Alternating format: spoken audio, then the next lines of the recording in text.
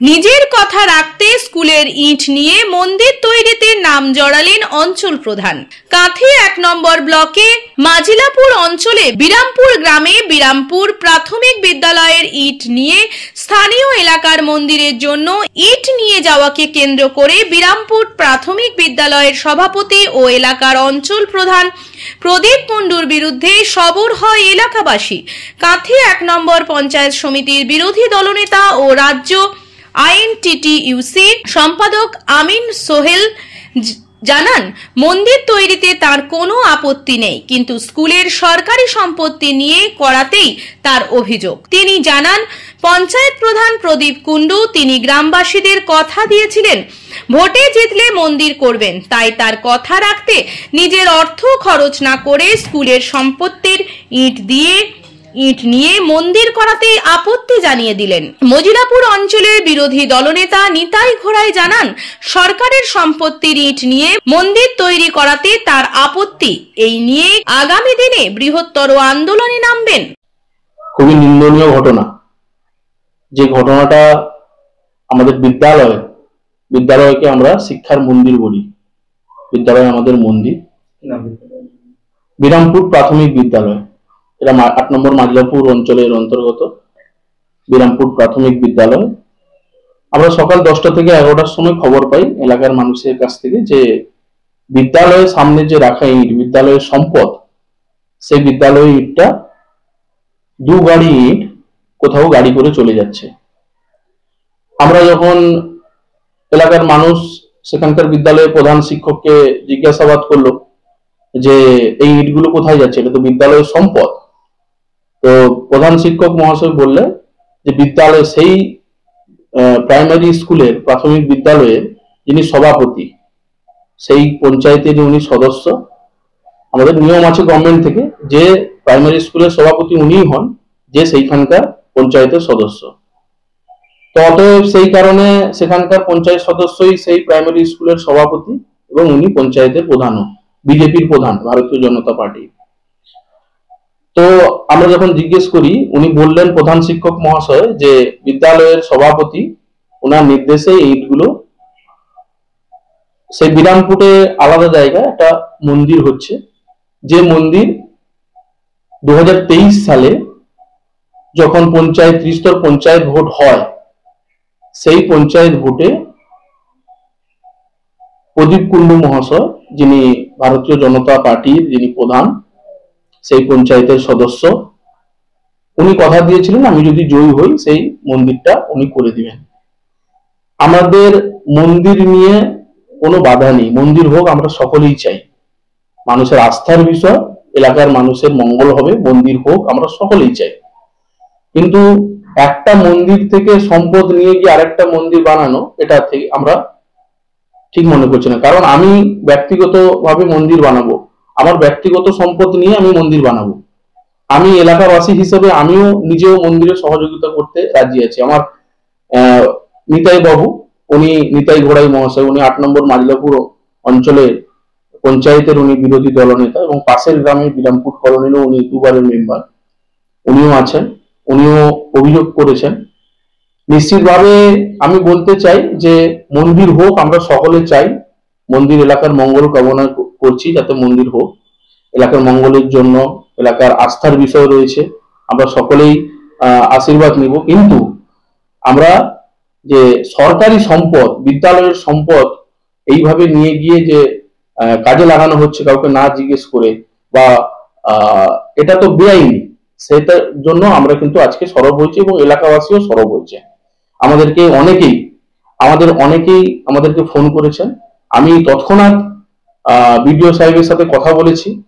আমরা সেই জোন থেকে আমি পঞ্চায়েত সমিতি নির্বাচিত হয়েছি এবং আমি বিরোধী দলনেতা হিসেবে আমি একটা বিডিও সাহেবকে অভিযোগ দায়ের করেছি, আমি এবং আমাদের পঞ্চায়েতের ওখানকার বিরোধী দলনেতা নিতাই বাবু আমরা করেছি, সেখানে যাতে দ্রুত ব্যবস্থা নিয়ে যাতে বিদ্যালয়ের ইট, বিদ্যালয়ের সম্পদ যাতে বিদ্যালয়ে আবার ঘুরে আসে, আবার এটা যাতে অন্যথ কোনোভাবে যাতে আর দ্বিতীয়বার যাতে এরকম না হয়, বিদ্যালয়ের সম্পদ যাতে বিদ্যালয়ে থাকে, এটার জন্য আমরা আজকে সাধারণ মানুষকে জানাতে চাই যে আজকে ভারতীয় জনতা পার্টি শুধুমাত্র মাজলাপুর পঞ্চায়েতে নয়, কাথিয়াক পঞ্চায়েত সমিতিতে এবং মাজলাপুর পঞ্চায়েত শুধু নয়, নয়াপুর পঞ্চায়েত বলুন, কিছুদিন আগে নয়াপুর পঞ্চায়েতে বিডিও সাহেব এবং সেখানকার প্রধান শিক্ষক মহাশয় ওখানে শব্দ মানে মাইক বাজালে বক্স বাজালে যে শব্দ দূষণ হবে, কি কি ক্ষতি হতে পারে আমাদের,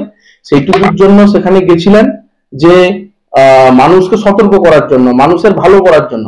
সেখানে কি হলো, ভারতীয় জনতা পার্টির মেম্বার প্রধান থেকে উপস্থিতিতে আপনাদের মতো সংবাদ মাধ্যম যারা হচ্ছে আমাদের সমাজের চতুর্থ স্তম্ভ সংবিধানের, তাদের উপরে হামলা করা হলো।